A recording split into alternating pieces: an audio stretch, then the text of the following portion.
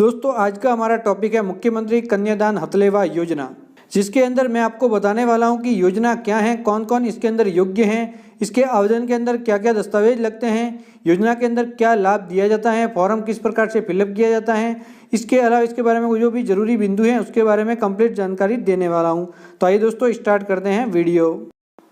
तो सबसे पहले हम बात करते हैं कि मुख्यमंत्री कन्यादान हथलेवा योजना क्या है और इसके अंदर कौन कौन एलिजिबल है यानी कि पात्रता रखते हैं।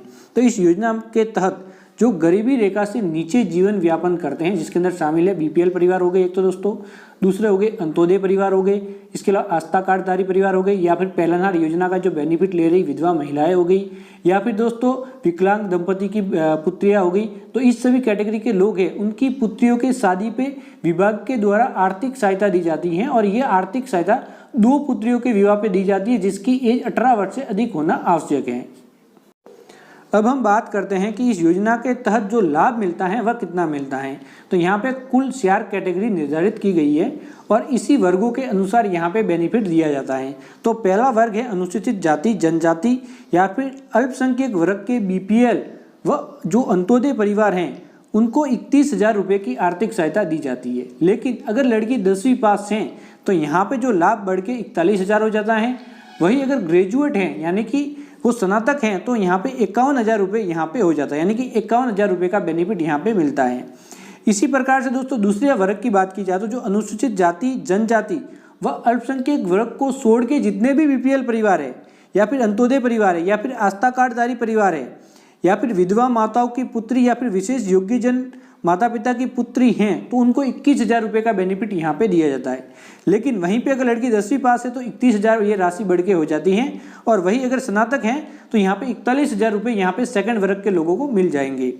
इसी प्रकार से दोस्तों थर्ड वर्ग है जिसके अंदर शामिल है महिला खिलाड़ी जिसके समय के विवाह पे ये बेनिफिट मिलता है, जिसके अंदर शामिल है 21,000 रुपये यहाँ पे बेनिफिट मिलेगा। अगर लड़की 10वीं पास है तो 31,000 रुपये और ग्रेजुएट होने की दशा में 41,000 रुपये का बेनिफिट यहाँ पे दिया जाएगा। इसी प्रकार से अगर कोई महिला है जो विधवा महिलाएं होती है जिसको पालनहार योजना का बेनिफिट मिल रहा है और उनकी बच्चियों को ये बेनिफिट लेना है तो 21,000 रुपये यहाँ पे बेनिफिट मिलेगा। अगर 10वीं पास है उनकी बेटियां तो 31,000 रुपये और ग्रेजुएट हैं तो 41,000 रुपये का यहाँ पे बेनिफिट दिया जाएगा। दोस्तों ये हो गई इसके लाभ की बात जो इस योजना के तहत बेनिफिट दिया जाता है। अब हम बढ़ते हैं आगे और जानते हैं कि इसके अंदर क्या क्या डॉक्यूमेंट लगाए जा सकते हैं। अब हम बात करते हैं कि मुख्यमंत्री कन्यादान हथलेवा योजना में आवेदन करने के लिए क्या क्या डॉक्यूमेंट होने जरूरी हैं। तो यहाँ पे सबसे पहले लड़कियों के विवाह का प्रमाण पत्र होना चाहिए, लड़कियों के माता पिता का राशन कार्ड होना चाहिए, योजना का भरा हुआ एक आवेदन फॉर्म आता है वो होना चाहिए, बीपीएल कार्ड होना चाहिए अगर बीपीएल वर्ग से बिलोंग करते हैं। इसके अलावा दोस्तों एक अनुशंसा पत्र व शपथ पत्र भी इसके साथ लगेगा। इसके अलावा आवेदक की बैंक पासबुक की एक फोटोकॉपी लगेगी, आवेदक का जाति व मूल निवास प्रमाण पत्र लगेगा, स्कूल की अंक तालिका लगेगी, वर व वधु दोनों की लगेगी, स्कूल की जहाँ तक पढ़ाई की हुई है उसका प्रमाणित करने के लिए दोस्तों यहाँ पे। इसके अलावा दोस्तों जन्म प्रमाण पत्र लगेगा वर वधु दोनों की, अगर जन्म प्रमाण पत्र नहीं है तो स्कूल की अंक तालिकाएं भी यहाँ पे लगाई जा सकती हैं। इसके अलावा दोस्तों आवेदक का जन आधार कार्ड, वर वधु के आधार कार्ड, अगर विधवा माता की पुत्रियों का आवेदन करना है तो यहाँ पे पुनर्विवाह नहीं करने का प्रमाण पत्र, अगर पालनहार योजना के बेनिफिशियरी विधवा माता की पुत्री के लिए मूर्ति प्रमाण पत्र भी लगेगा और साथ ही साथ पेंशन पीपीओ प्रमाण पत्र भी यहाँ पे संलग्न किया जाएगा। तो ये सभी डॉक्यूमेंट हैं तभी आप आवेदन कर सकते हैं।